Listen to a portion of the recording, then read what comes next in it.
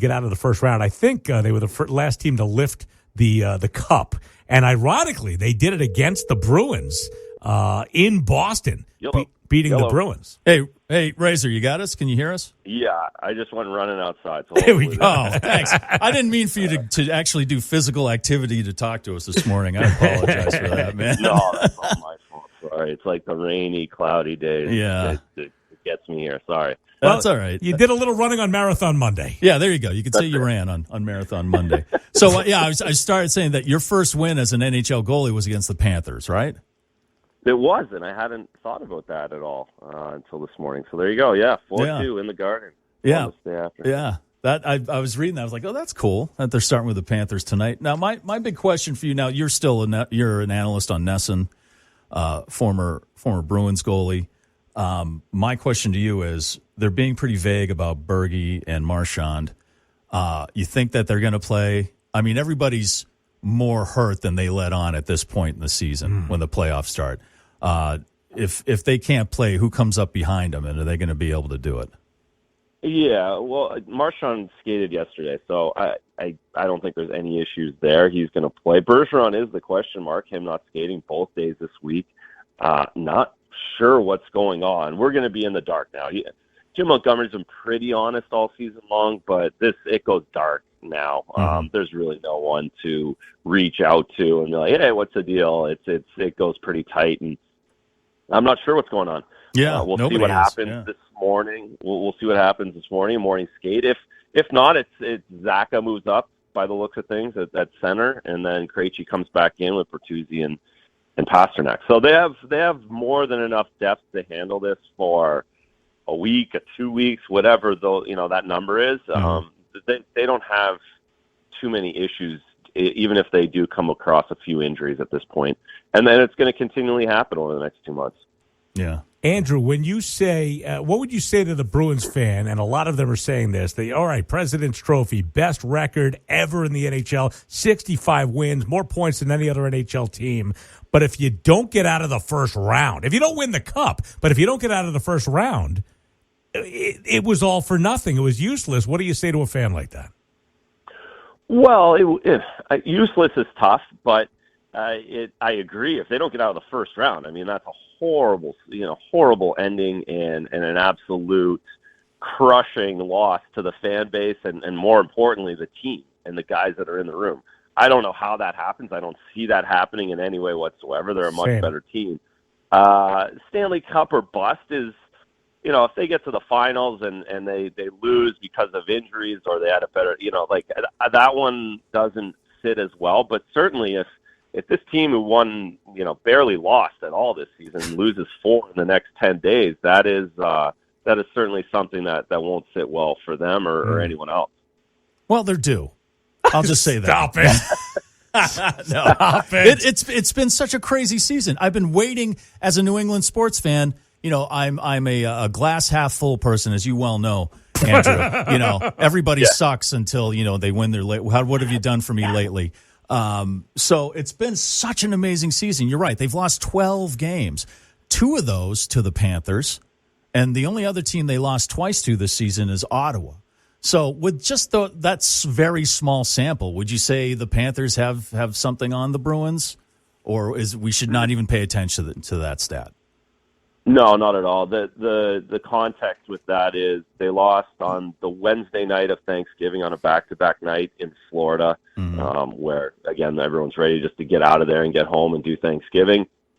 And then the other loss was right before the All-Star break when they had lost 3 of 4. They were beating Florida with, I think, 1 second left, 1.6 seconds left. Florida tied it, and then they won in overtime 3-on-3. So no, and the Bruins beat the brakes off them pretty good at home. So I don't think Florida's figured anything out. I think it was a little bit of context with their 2 losses, and again, one of them was in the 3-on-3 overtime. Right. Side note, it's nice to know that even if you're playing in the National Hockey League, you're just like everybody else on Thanksgiving. You just want to get the heck out of there and get it going. Yeah, just like every other job. And right? It's content like that makes you a really great analyst, in my opinion. Right, exactly. It's that type of insight. Yeah. That is. And so you played for the Bruins, the Toronto Maple Leafs, the Colorado Avalanche, Vancouver Canucks, and the Dallas Stars. And in a long career, I believe you've been in the NHL playoffs on 2 occasions. So it just goes to show how difficult it is to make the playoffs. But in the time that you did spend in the playoffs, as a player's perspective, how different is the intensity level in the first round of the playoffs versus the regular season? Oh, it goes up. It goes up 9 notches. Tonight's game, this first period, it'll be no one's seen hockey this season like that. It is going to be on a different pace. The physicality goes up 100. No one misses finishing a check. No one misses taking a shot. No one misses getting in on the forecheck. So the pace and the details of every single play, every single shift mattering goes up in a big way. And yes, it's the first round, but usually this first round is the one that ramps up the most and really notice the intensity. So that starts tonight at 7:30. You know, I was just thinking, haven't they been playing like that, though, all season? I mean, as the season went on and as the points built up and as the history was being made, does that factor in at that level? But the Panthers are bringing it up a level, too. Right, but I'm just thinking, with this, the most amazing season in hockey ever, would you say they're already kind of playing at that level? No, I think there was a lot of nights where they were just so good this season where they were able to go 75% and get victories. They cruised through a lot of these wins down the stretch where they know exactly how to win. They know exactly how to play defensively. They know how confident they are in their game to score goals, but they didn't push very hard. They did enough to win and did enough to get the record, but I have no doubt that they have at least 2 more gears to bring to their game. And it was similar to the New Jersey game a couple weeks ago where, they came out and had 22 shots on goal in the first period on a Saturday night. And you could see how that game mattered. That was a playoff type game because it was a playoff team they were playing. I expect that tonight where you can tell right off the bat, or even that Tampa Bay game where they had the brawl in the first minute of the game. That is what we're going to see tonight, that kind of intensity. And Andrew Raycroft, we can't let you go. We can't not ask a goaltender about this goaltending tandem that the Bruins have this season. This is something special.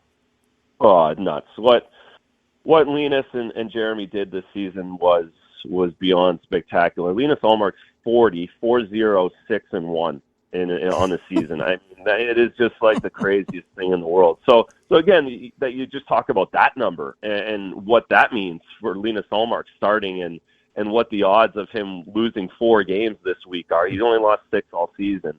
And Jeremy Swayman just as good in his ability to continue to grow as a young goalie and a professional. He learned and made so many jumps this season. So they're so deep in goal, and no one else has that kind of a tandem. And to be quite honest, no one's played as good as Linus Ullmark has this season either.